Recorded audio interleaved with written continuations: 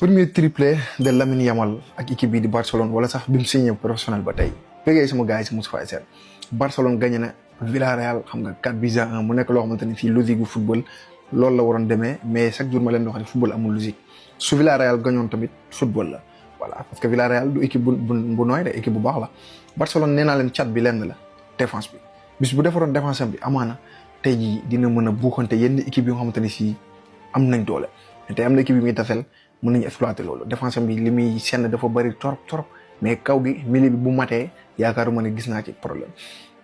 Bon, parlons sur l'entrée de Pedri aussi tamit nga xamante ni dafa dugg def pas décisif. Jules Koundé tamit il était bon aujourd'hui. Lewandowski maanaam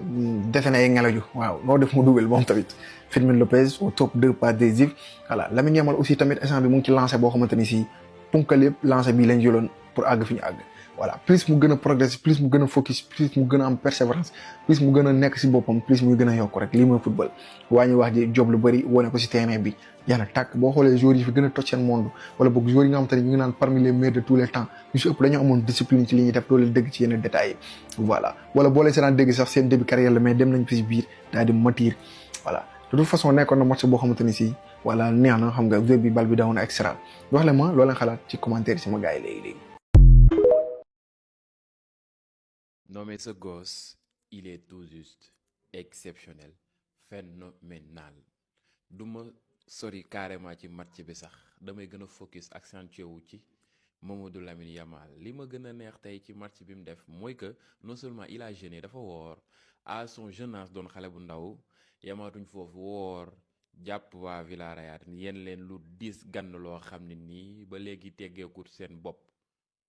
triplé. Avec la manière, avec un très grand match, Mamadou Lamine Yamal simil naa la chapeau te à ce rythme noo teeku du yomb te it ballon d'or bi di ñëw concurrent direct xëccoo bu metti moo naraam bu continuer ni mu ne nekkee nii chaque match mu dugal ba mu def pas décisif non Lamine yaa mën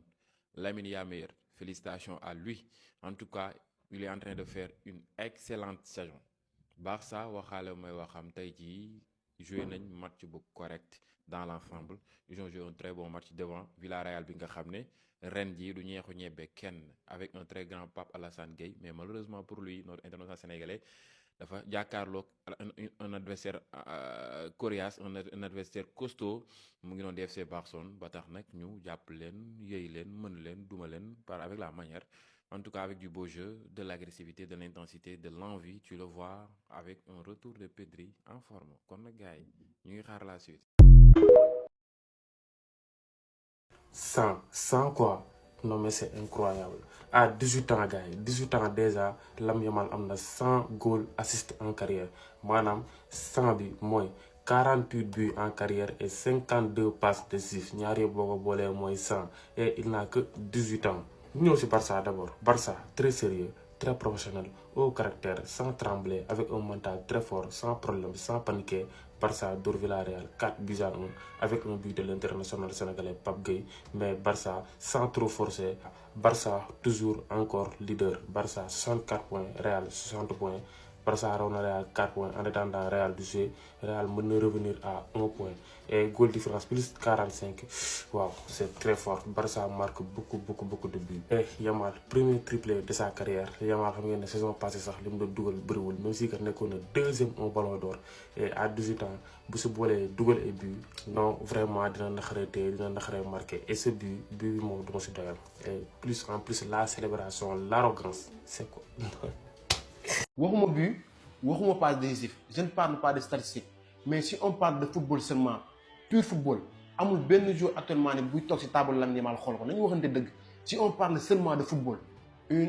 2 3 t'es pas content triplé Lamine Yamal version Ramadan moo waxaat ko encore une nouvelle fois saison 2 bi c'est ça 3 dates 1 verre de lait top performance comme Karim Benzema premier triplé dans sa carrière notamment avec l'FC Barcelone bi nga xamante ni mooy club bi ko formé. Bon fan yee passé nag maa doon gis ay gars yi wax naan ay Lamine Yamal dugal équipe yu mag Lamine Yamal équipe yu ndaw lay dugal ñun on s'en fout l'essentiel mooy maanaam Lamine Yamal est performant avec son club bi nga xamante ne mooy FC Barcelone. Déjà dugal but rek ba sa yaay tiit c'est rare ñu gis ko si football et là c'est ce qui s'est passé aujourd'hui. Deuxième but qu'il a marqué je peux dire que fera partie de l'un de ses plus beaux buts cette saison en Liga loolu leer na. Et là en zone mixte bi match bi jeexee nee na les gens veulent que je marque 100 buts par saison depuis que j'ai 16 ans mais bon sang c'est difficile, je suis content si je marque 1 2 3 buts. C'était un match incroyable et je me sens bien sur le terrain. Depuis mes 16 ans, les gars, ils ont dit que je vais dougal 100 buts, dougal fi génn fi. Et moom nee na instant bi ni essence mooy maanaam mi ngi dugal benn ñaar ba ñett et tey jii nii match bu neex la woon. En plus de ça, il se sent très très bien sur le terrain. Les buts moom c'est pas encore fini loolu moom leer nañ naan parce que gis nañ bu baax a baax il a travaillé sa lucidité devant les buts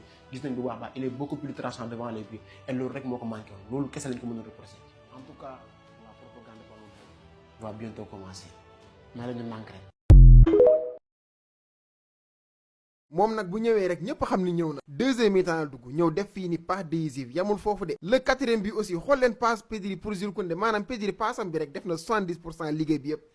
Koundé def na 20% yi appel bi ak retrait bi Lewandowski dafa ñëw rek feccale mu jeex moom 10% yi lii nekkul woon match de football mais li spectacle la woon c'était le Yamal show tey Camp Nou benn salle la woon pour spectacle Lamine Yamal nag moom moo nekkoon artiste bi mais il nous a régalé avec un triplé avec ses dribbles avec ses percussions mais quel joueur Lamine Yamal mais ki laf cat waay dëkkandooy nag tey ñu ngi doon xaar morom di dundee yaakaar parce que ñoom dañoo jël Liga bi semaine bu si topp ñu perte Liga bi ñoom ñu doon xaar tey Villarreal ñëw teg ñu soog Villarreal ñëw xañ ñu ay points et sur le papier c'était pas un match facile c'était un match qui s'annonçait compliqué te ñu ngi doon xaar benn match bu métti benn match bu serré parce que Villarreal équipe bu baax la yor jeu yor ay joueurs yu baax a baax mais aujourd'hui il y avait un Lamine Yamal en feu un Lamine Yamal en forme pour les FC Barcelone te Lamine Yamal en forme moom il est injouable tey nag dugal na premier triplé woom en carrière def ba muy football ba tey mu ngi doog a dugal triplé di ko wax nag félicitations si loolu noonu Fermin Lopez aussi mais quel match 2 passes décisives de sa part 2 premiers bi nga xamante ne FC Barcelone dugal na ko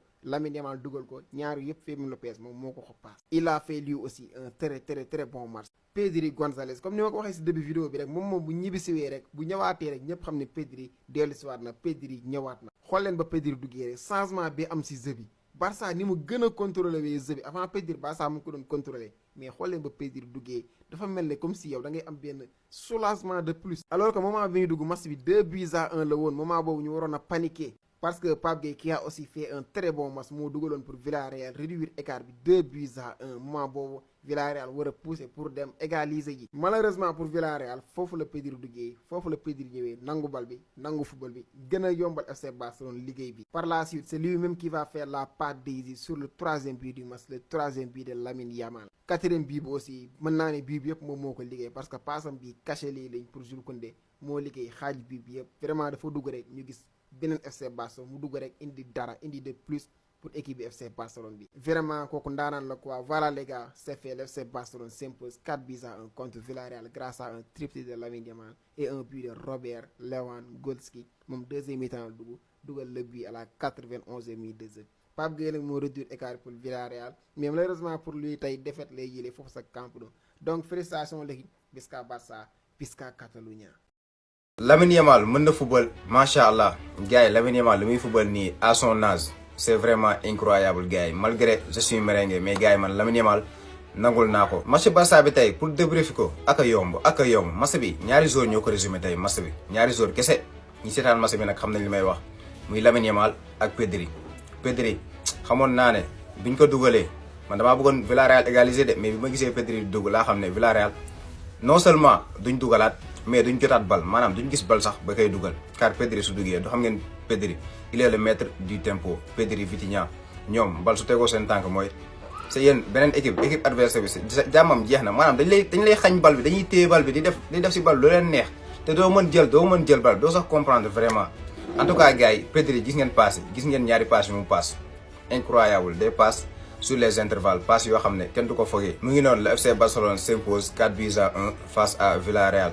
et creuse l'écart gars yi actuellement Barça su ma juumul mu ngi nekk à 4 points du Real Madrid qui a un match à moins. vraiment Yamal du nit incroyable gars yi bu fekkee koor gi nii lay continuer Yamal mois de Ramadan bi gis nañ ne mu ngi si def ay effort